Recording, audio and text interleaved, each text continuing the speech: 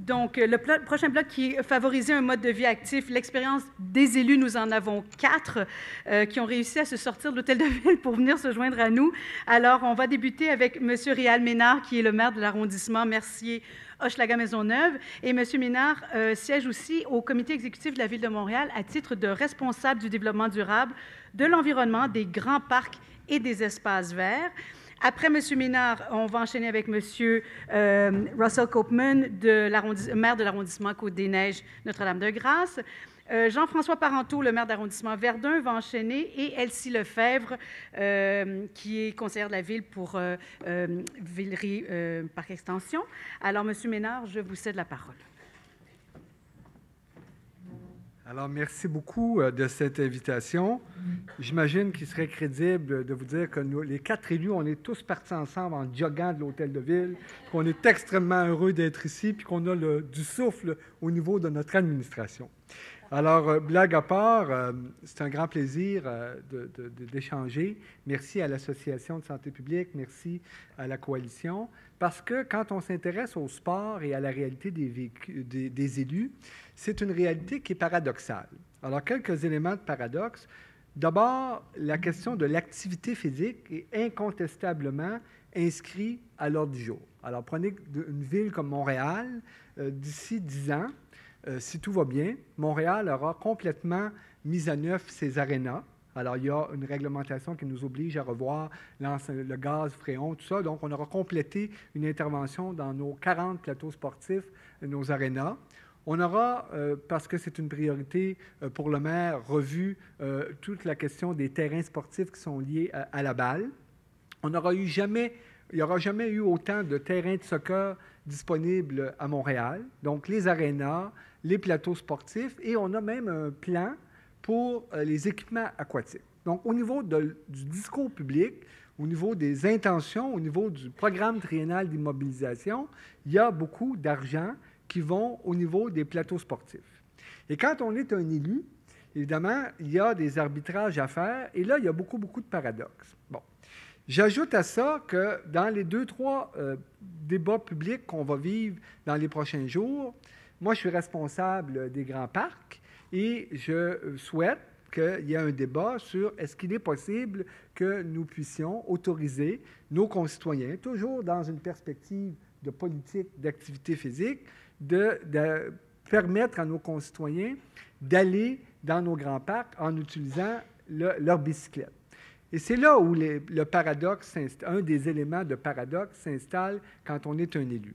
Alors, oui, il y a de l'argent pour les équipements sportifs. Oui, c'est à l'ordre du jour. Oui, c'est à l'agenda. Et on a une politique pour le sport. Et il n'y a pas de raison que, peu importe le quartier où on habite, qu'on ne puisse pas avoir accès à un équipement sportif.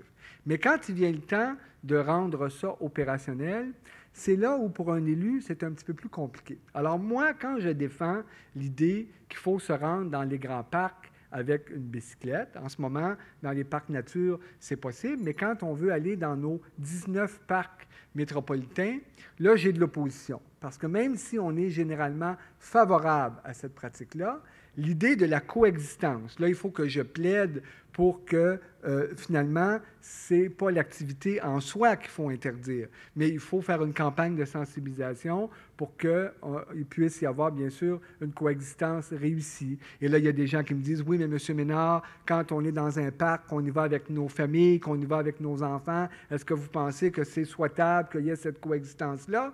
Et là, les élus doivent être courageux. Là, les élus doivent dire, si on veut avoir une ville physiquement active, si le sport est un déterminant de la santé, si on veut qu'on utilise les modes de transport actifs, il n'y a pas d'environnement en soi qui ne devrait pas être propice à l'accueil d'une communauté des cyclistes. Ce qu'il faut condamner, ce sont les cyclistes qui ne sont pas prudents.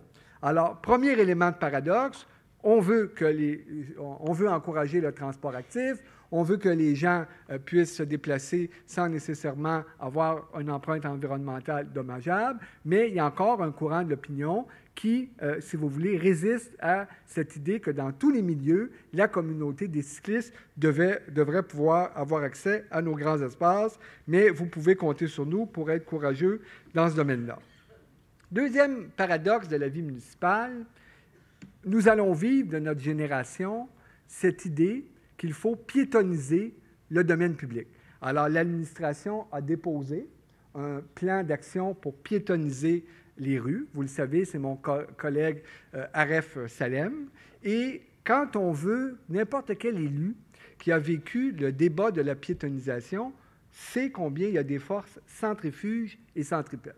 Alors, dans l'extraordinaire arrondissement de Mercier-Hochelaga-Maisonneuve, que je donne évidemment avec le détachement et le hasard le plus total, j'ai déposé un projet pour que la rue Ontario, dans le quartier Oma, qui est un quartier de plus en plus sollicité, un quartier où il se passe des choses. Alors, imaginez-vous qu'on veut piétoniser la rue Ontario. À certains moments, je pense qu'il faut avoir une démarche étapiste. Eh bien, il y a également beaucoup de résistance parce que les marchands ont l'impression que ça ne va pas aller de soi puis que ça pourrait nuire à leur chiffre d'affaires. Et deuxième dossier où on doit s'attendre, toujours au nom d'un idéal de sport, de déplacement actif et d'activité physique, à ce que les élus soient courageux et qu'on vive dans les prochaines années de plus en plus d'espaces à Montréal où la piétonisation va être une réalité.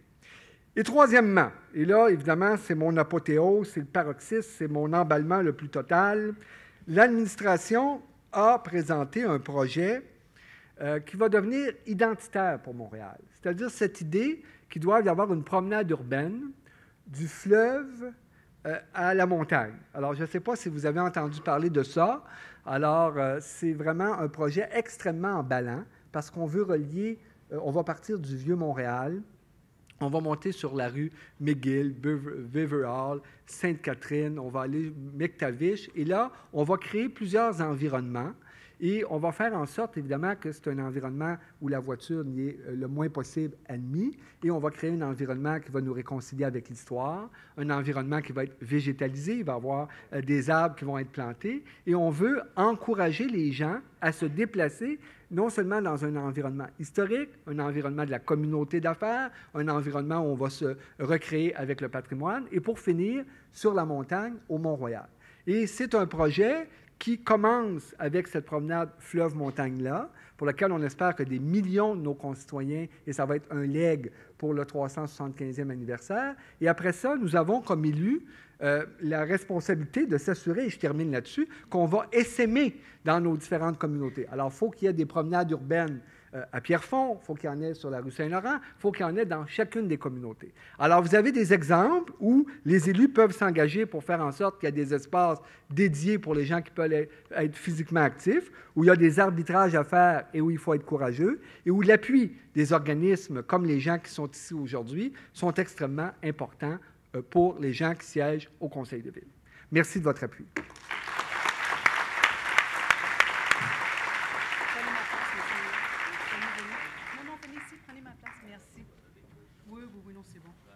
Pas que vous pensiez qu'on est attaché à nos chaises là, quand on est des élus. Prenez ma place, s'il vous plaît.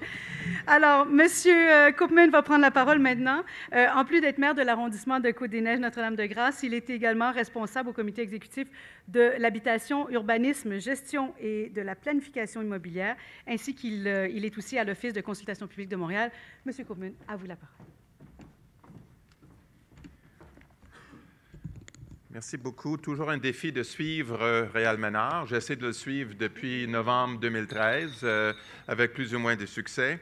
Je vais vous parler d'une initiative de l'arrondissement Côte-des-Neiges Notre-Dame-de-Grâce. Tous les maires d'arrondissement disent que c'est leur arrondissement est le plus beau, etc., magnifique, patrimoine.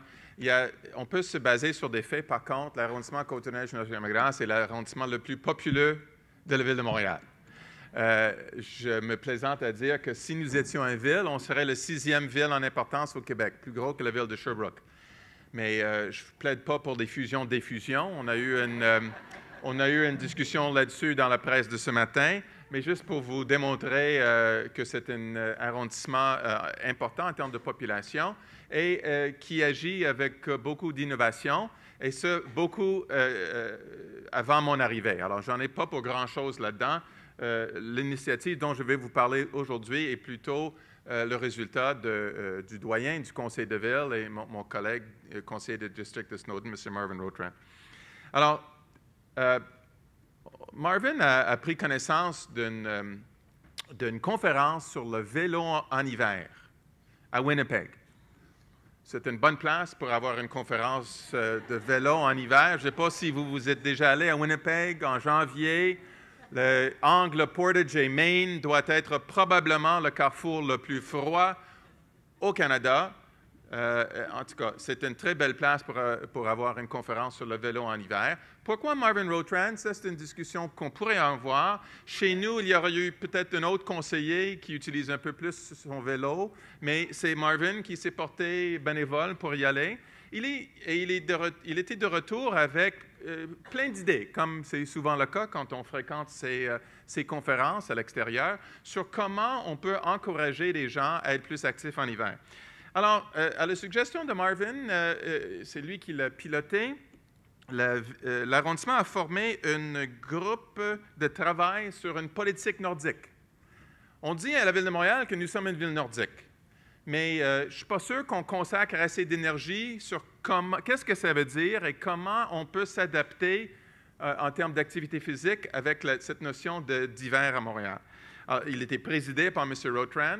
Et j'ai copié du rapport, je vais en parler un peu plus tard.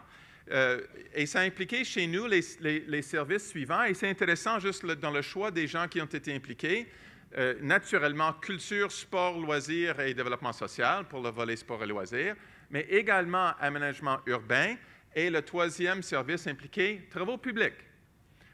Et c'est normal que ces trois services-là soient associés, mais le groupe de travail a eu le mandat de promouvoir l'activité physique durant l'hiver. Ils ont eu 3 rencontres, ils ont eu des contacts avec ce qu'on appelle la société civile, et ils ont fait beaucoup de recherches de ce qui se passe ailleurs. Le groupe de travail a déposé un rapport intérimaire assez étoffé en 6 mois de temps. Alors, c'est assez rapide. Ça a été produit.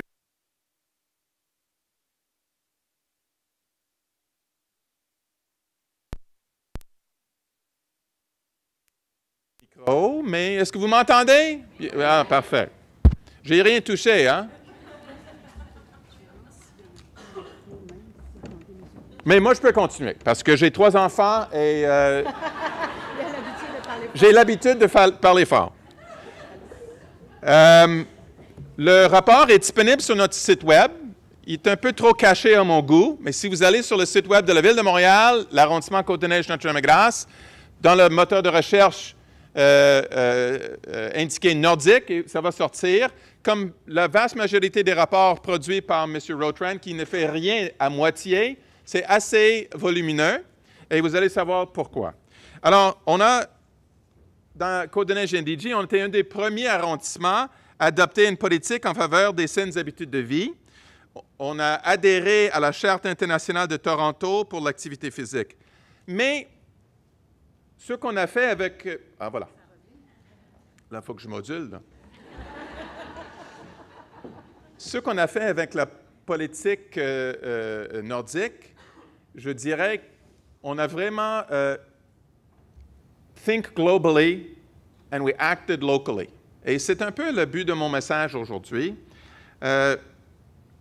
Et par la suite, ou avant ce rapport-là, on avait déjà agi, on a assuré d'une bonne alimentation dans nos machines à distributrices.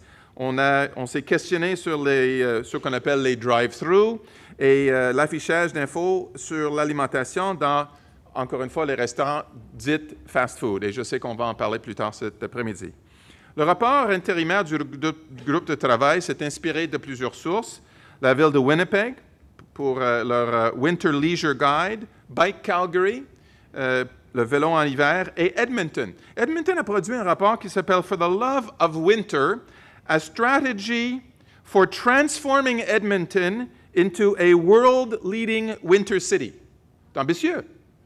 Ils ont décidé qu'ils vont adopter une stratégie étoffée pour transformer la ville d'Edmonton dans un leader mondial dans l'activité physique l'hiver. Et ils ont associé the urban design, best practices, and the exploration of winter facilities. Alors, quelles étaient les recommandations de ce groupe de travail chez nous? Travailler sur les aires de glissade. Évidemment, il y a eu une évaluation de risque. Le contentieux est rentré là-dedans. Dieu sait, on ne peut pas faire juste laisser des enfants glisser sur une butte parce qu'il y a de la responsabilité. Moi, j'étais élevé dans Notre-Dame-de-Grâce et on a fréquenté souvent Murray Hill à Westmount. La glissade était là. Maintenant, c'est tout fermé parce que probablement un idiot a laissé partir ses enfants trop vite. Ils sont déboulés des fois, on déboulait dans la rue, hein, Côte-Saint-Antoine en bas. C'était peut-être pas sécuritaire à tous égards, mais là, je pense que le pendule est allé un peu trop à l'autre côté. Les camps, il a suggéré une campagne de dons pour les patins, une meilleure utilisation de nos patinoires extérieures, le vélo en hiver, les ruelles blanches, mais, et j'insiste là-dessus, le rapport suggérait qu'on établisse des pistes de ski de fond balisées dans des parcs. Alors, on a pris cet élément-là rapidement et on l'a mis en vigueur avec la collaboration de nos services. On a établi 3 pistes de ski de fond balisées dans 3 parcs différents dans l'arrondissement, le parc Loyola, le parc Notre-Dame-de-Grâce et le parc Kent. Les circuits étaient variés entre 1 km et 1,6 km. Alors, c'est un circuit fermé. Hein? Ce n'est pas le parc Angrignon, avec respect, ni le parc Mont-Royal, mais localement, ça a été très intéressant. Ça a coûté, pour baliser et maintenir, 7 000 $. Ça, c'est 0,01 % du budget de l'arrondissement. Ce n'est pas un énorme montant, 7 000 $ pour un arrondissement comme le nôtre. Les observations ont été très positives. Les gens l'ont beaucoup utilisé. On a eu du feedback des voisins. Le milieu entre les deux, on dit un bon québécois, entre les deux tracks, a été utilisé comme un corridor de marche. Hein? Alors, les gens ont marché. C'était un effet inattendu et positif. Alors, c'est une expérience que nous allons répéter. Dans le parc Kent, qui était peut-être le plus faible en termes d'utilisation, c'est un endroit, pour ceux qui le connaissent, dans Côte-des-Neiges, avec beaucoup de nouveaux arrivants. On soupçonnait peut-être un peu moins d'utilisation, mais l'année prochaine, on va faire un atelier sur le ski de fond. Alors, on va encourager les jeunes et les adultes à faire du ski de fond dans le parc Kent. Je termine en disant que ce genre d'initiative est à la fois légère, peu coûteux et agile. Et je ne mets pas souvent le mot « agile », les mots « agile » et « Ville de Montréal » ensemble. Mais dans ce cas-là, nous avons tombé sur une idée qui était géniale, qui était peu coûteuse, qui était facile, relativement facile d'implanter, et on a agi avec une agilité et une rapidité, je pense, à la bénéfice de tous les citoyens qui l'ont utilisé. Merci beaucoup.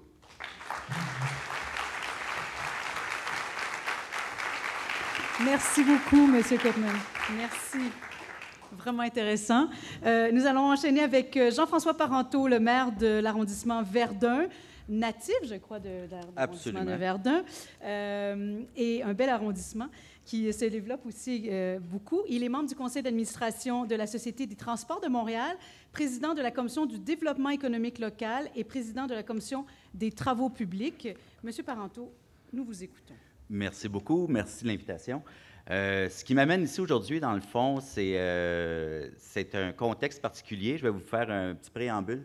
Il y a quelques semaines, mais en fait, il y a moins de 2 semaines, comme je suis très actif sur les réseaux sociaux et très proche de la population pour communiquer, j'utilise beaucoup les réseaux sociaux pour parler à monsieur tout le monde. Et quelqu'un me met sur ma page Facebook en disant « Monsieur Parenteau, est-ce que c'est normal? J'ai une voisine qui a eu un avis de surveillance du territoire disant qu'on ne pouvait pas jouer dans le ruelle au hockey. Il y a des jeunes, tout ça, est-ce que ça existe? » Questionnement, comme je ne connais pas la réglementation au complet sur le bout de mes doigts, j'ai dit « Je vais vérifier, mais j'espère que non. » Et comme des faits, je vérifie parce que j'avais déjà, c'est une nouvelle qui avait quand même été sporadiquement, va sortir dans les nouvelles que des enfants jouent dans la rue. On en avait parlé tantôt, les panélistes n'avaient fait peur aussi dans d'autres arrondissements.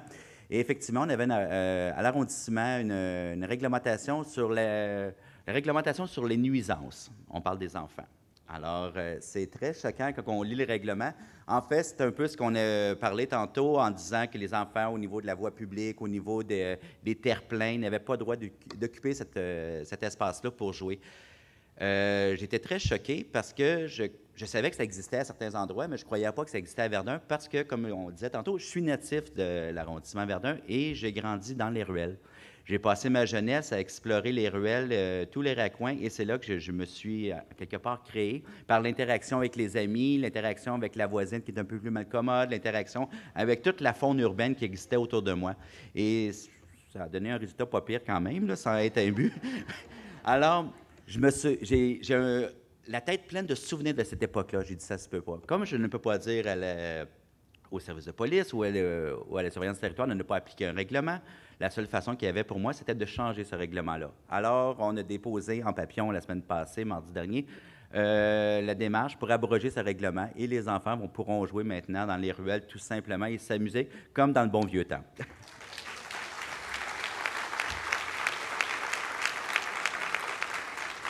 Mais ce que ça apporte comme questionnement, je me suis dit, qu'est-ce qui s'est passé en 40 ans à Montréal, un peu partout dans les grandes villes? Qu'est-ce qui est arrivé qu'on a changé tant que ça? On a changé tellement nos habitudes. Pourquoi on ne va plus jouer dans les parcs? Pourquoi qu'on va plus... Tout le questionnement s'est découlé dans les jours qui ont suivi. Et j'ai eu une réflexion qui s'est faite un peu plus profonde dans ce contexte-là. Et il y a le paradoxe de dire, on veut une vie active, on veut que nos enfants jouent, mais en même temps, on vient mettre des barrières et tout ça qui viennent nous empêcher. Alors, il faut donner les moyens à nos jeunes de s'amuser, de jouer dehors. Et quand j'étais jeune, jouer dehors, c'était la panacée. Si on voulait me punir, on me gardait en dedans. Aujourd'hui, c'est le contraire. On dit à nos enfants, reste en dedans. Si tu n'es pas gentil, on va le jouer dehors. Alors, c'est vraiment, on a passé d'un extrême à l'autre. Et il faut revenir à ce gros bon sens-là, de dire qu'il faut redonner le... Mais surtout, ce que la réflexion m'amène, c'est de garder ça simple. Arrêtez, c'est drôle à dire, je dirais, cessons de réfléchir, puis écoutons l'être humain dans sa nature profonde, dans sa nature de base.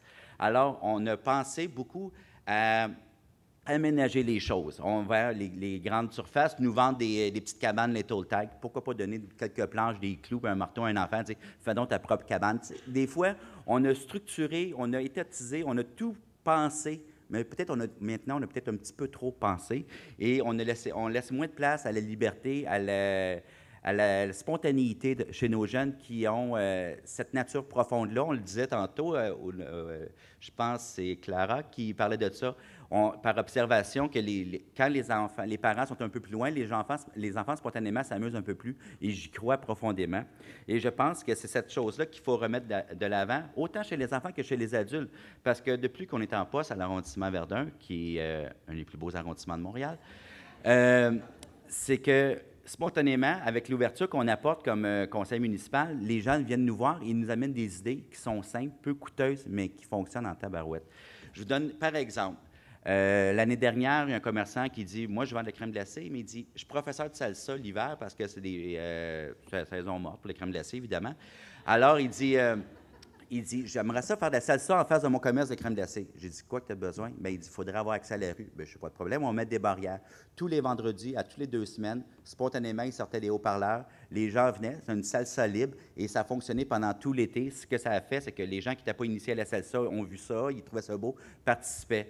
Il y a, la semaine dernière, pas la fin de semaine qui vient de passer, la fin de semaine, il y a 2 semaines, 4 écoles de danse, de Zumba se sont mis ensemble. Ils ont dit, on aimerait ça faire de la promotion pour notre école. Qu'est-ce que vous avez besoin?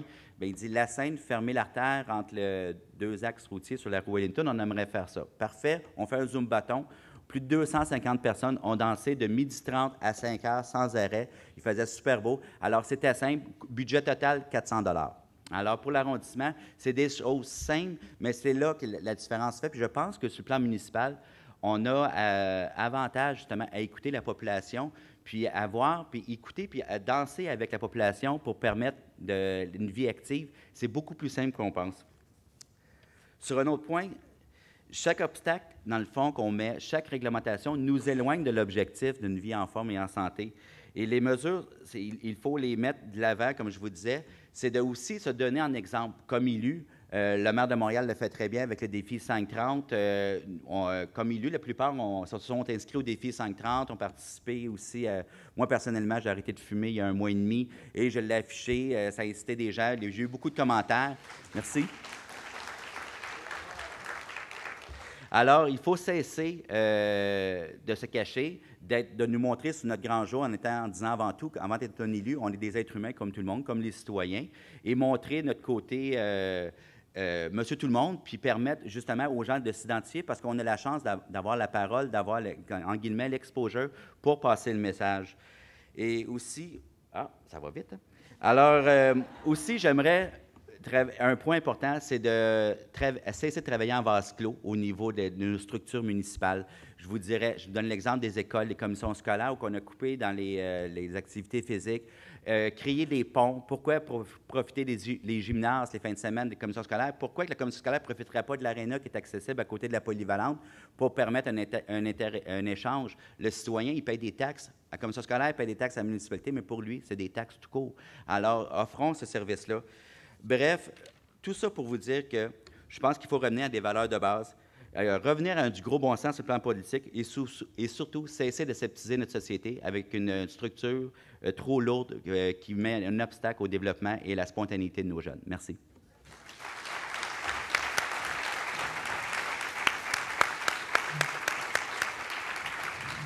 Merci, Jean-François Parenteau. Merci vraiment. Ça donne le goût d'aller habiter à Verdun ou à Notre-Dame-de-Grâce ou à côté.